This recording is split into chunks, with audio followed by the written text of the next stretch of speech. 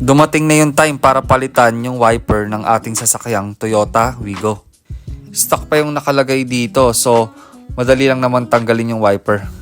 Unahin na natin dito sa driver side. Sa stock na wiper, may makikita kang pressure or pindutan. Pipindutin mo yon, tapos tutulak mong pababa yung lumang wiper bago mo matanggal. Same process dito sa passenger side. Pindutin yung pressure, then tulak pababa yung mismong wiper.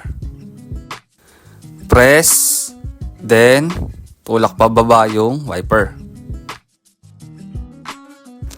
Dito naman sa rear or sa likod na wiper ng sasakyan, itataas mo lang yung wiper, bend, bago mo hugutin para matanggal. Sa pag-install naman ng bago, mas madali na siya. Kasi ito, pipindutin mo lang yung may tatlong linya or 3 lines dito para iangat yung lock. Press mo lang yung lock and then angat. Bago mo isoksok doon sa slot ng wiper sa may hook, and then ibababa mo yung lock.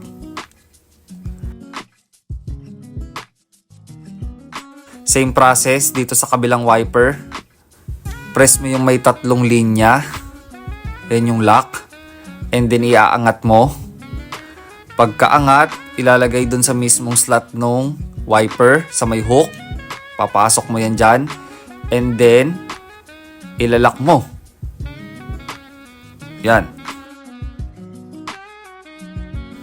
Dito naman sa likod, ilagay mo lang sa intended na slot yung bagong wiper. Tapos ibalik mo sa tamang position yung wiper. And that's all. Thank you for watching.